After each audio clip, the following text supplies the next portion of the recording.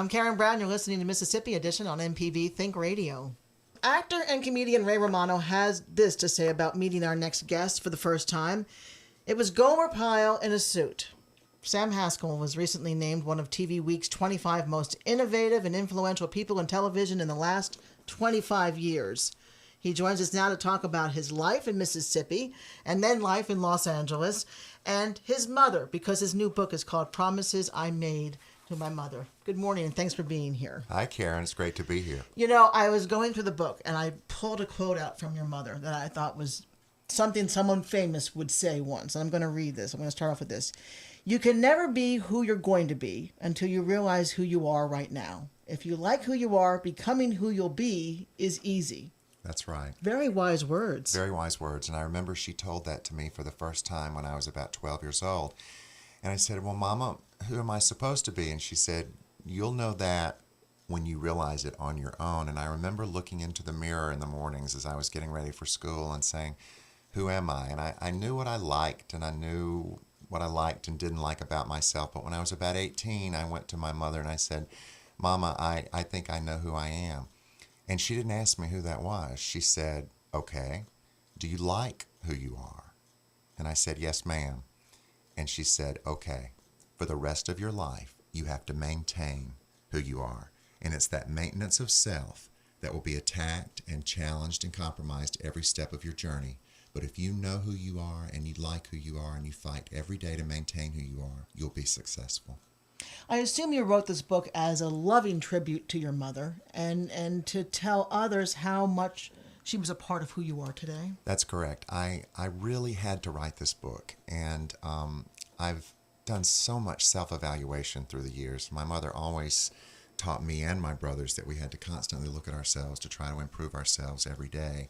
You know, you never can quite reach your potential, because if you do, you have nowhere to go but down. So you have to always be looking up into the light, trying to reach for that potential. But I knew that she wanted me to share my blessings, and the best way I could share my blessings was to share her lessons with the world. And I don't think either of us could have ever imagined the reach of her lessons, as now evidenced through this book. And I hope she can look down from heaven, and I hope she's pleased. And you have quite a journey to tell, and you do tell it from small town Mississippi to Los Angeles and show business.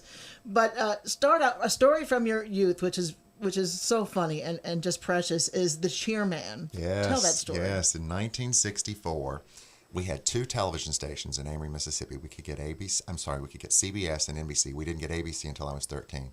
And I loved television. I was a walking encyclopedia. Bonanza was the number one show on the air, and it was my very favorite.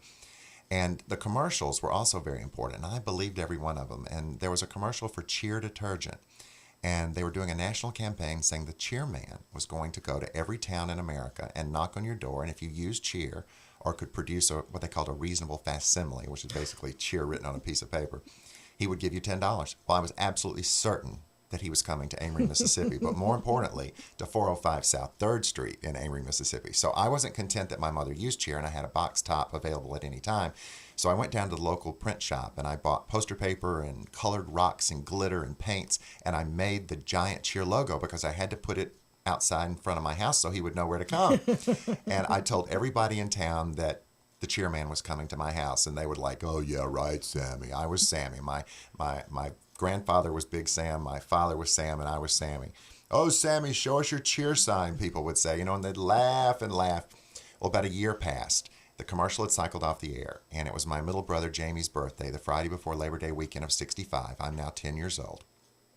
And we're playing football in the front yard. My father's grilling burgers in the back. My mother's making the cake inside. And down the road we hear, cheer, cheer, cheer is here, cheer. And we look down 3rd Street, and coming down 3rd Street is the little cheer car with all the kids in the neighborhood running behind it. I didn't even stop to think it might stop at another house. I knew it was coming to my house, and I ran inside. My sign was now rolled up in my closet.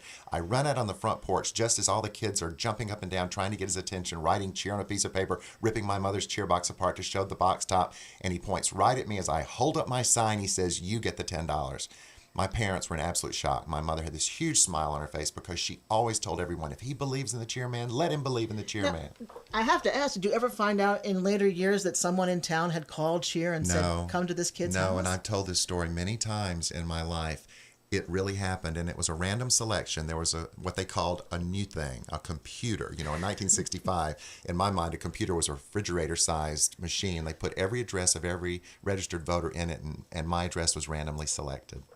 Your mother's name was Mary. Yes. Your wife's name is Mary. Both my grandmothers Your daughter's were Mary. name is Yes. Mary Lane. Yes. I see a pattern here. Well, my grandparents were Sam and Mary Haskell. My parents were Sam and Mary Haskell. We're Sam and Mary Haskell, and our children are Sam and Mary Haskell.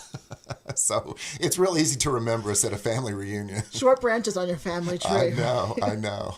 You have some wonderful stories in here about being an agent for William Morris and about being instrumental in the start of Everybody Loves Raymond. And you've been with so many stars. And for instance, Dolly Parton, who's someone who you adored from afar. And to think that you actually ended up representing her. Was that just fortitude on your part? Well, I think it was perseverance. In Hebrews chapter 12, verse 1, my mother always taught me, let us run with perseverance the race marked out for us. And I think where Dolly Parton is concerned, it was all about perseverance.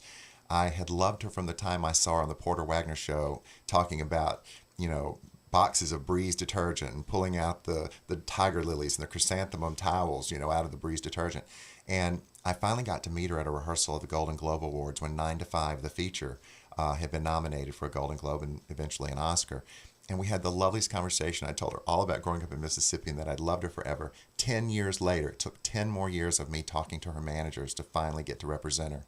And she became one of my dearest friends. And she just sent me a note last week. And she's been involved, of course, with the opening of 9 to 5, the musical on Broadway, which she had always dreamed of doing. And obviously it's come true. And she's been Tony nominated for it. But she sent me a note and she said, I have reread your book and I'm so, so proud of you. And the things that you've shared that make you so real make me love you even more. I had been so reluctant to talk about the sad things or the disappointments or the failures or the traumas of my life. I've always been a very positive person and I try to focus on what's good. But my publishers convinced me that the only way to make people really be able to relate to my story is to show them the adversity that I had to come through in my life. And I think Dolly identified with that because she overcame so much adversity in her life. We're out of time already, unfortunately, and I just want to mention for people who are listening that Sam Haskell brought in 44 stars following Katrina to raise money for Katrina relief. And these are huge stars that came because you asked them to come. Yes, they did. And that story is told in the book, and lots of other stories that are just fascinating and warm and wonderful. And I thank you so much for being with us. We're going to link his website to our website so you can find out where he'll be for book signings coming up in the coming days. Just go to mpbonline.org, click on Mississippi Edition, and you can see where Sam Haskell will be with his book, Promises I Made My Mother. Thank you so much. Thank you, Karen.